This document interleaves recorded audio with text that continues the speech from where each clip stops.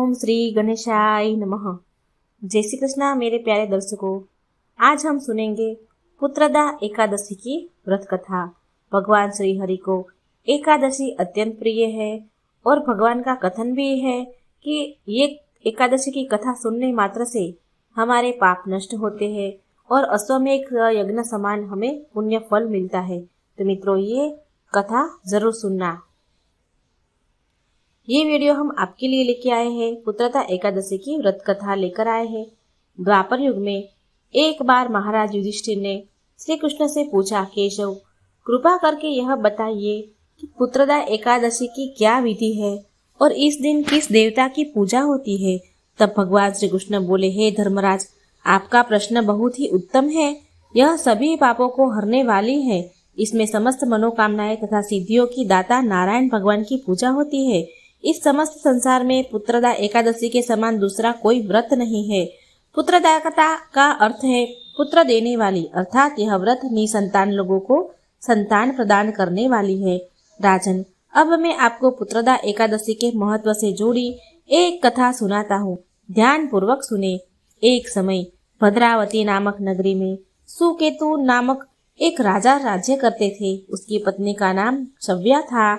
राजा के पास धन, वैभव, राज्य आदि किसी प्रकार की कोई कमी नहीं थी, परंतु उसके कोई संतान नहीं थी। इस कारण राजा और उसकी पत्नी दोनों चिंतित रहते थे। राजा यह सोचकर चिंता में रहता था कि हमारे लिए पिंड दान कौन करेगा।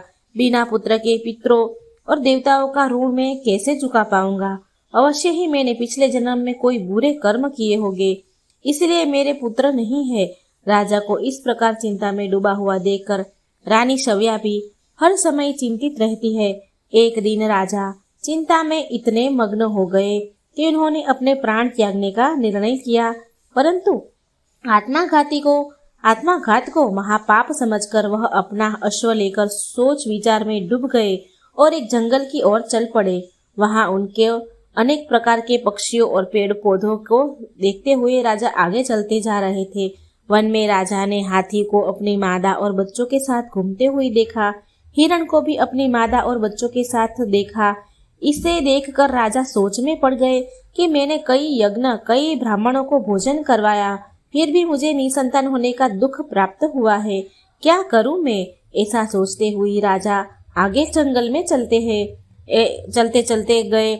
आधा दिन तो बीत ही गया था। राजा भूख प्यास से व्याकुल थे। पानी की तलाश में वह भटकते हुए एक सरोवर की तरफ गए। उस सरोवर में कमल पुष्प खिले हुए थे तथा बतख विहार कर रहे थे। राजा ने नजर घुमाकर देखा तो सरोवर की एक और मुनियों का आश्रम बना हुआ था। उसी समय राजा के दाएं अंग फड़कने लगा। राजा ने इसे शुभ संकेत समझा और घोड़े से उतरकर उन ऋषियों के आश्रम में गए। आश्रम में पहुंचकर राजा ने ऋषियों को प्रणाम किया और वहां बैठे। राजा को देखकर मुनियों ने पूछा, हे राजन, आपकी क्या इच्छा है? हे राजा ने पूछा, महाराज, आप कौन हैं और यहाँ किस लिए आए हैं? कृपा करके मुझे बताइए। तब वह ऋषि बोले, राजन, आज से 5 दिन बाद संतान देने वाली पुत्रदा एकादशी है। हम विश्व देव है और इस सरोवर में स्नान करने के लिए हम यहीं आए हैं। यह सुनकर राजा बोला, महाराज, मेरी कोई संतान नहीं है।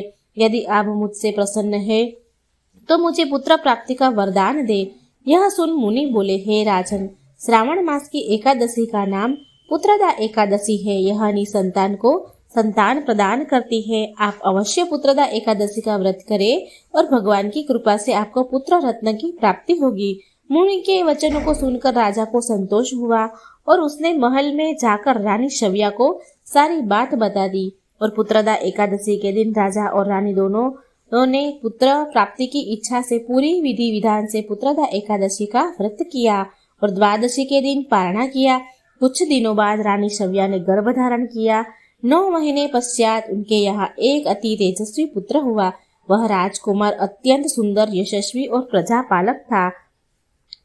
का पालन करने वाला था। राजा बना। श्री कृष्ण भगवान बोलते हैं कि कुंती नंदन, हे कुंती नंदन, पुत्र प्राप्ति के लिए पुत्रदा एकादशी का व्रत सर्वोत्तम है। जो मनुष्य पुत्रदा एकादशी के महत्व को पढ़ता है या सुनता है, वह सांसारिक सुखों को भोग कर अंत में स्वर्ग लोकों को प्राप्त करता है।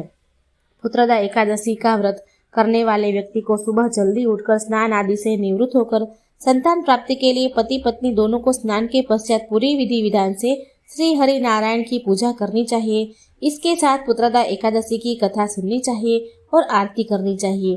भगवान नारायण इस कथा को कहते सुनते और हुंकार भरते सबकर अपनी कृपा बनाए रखे, सबकी मनोकामना पूर्ण कीजिए। जय श्री हरि नारायण। तो मित्रों, ये थी पुत्रदा एकादशी की व्रत कथा। अगर आपको अच्छी लगे तो वीडियो को लाइक करें, शेयर करें और ये चैनल को सब्सक्राइब करना मत भूलिए। जय श्री कृष्ण, राधे राधे। Thank you.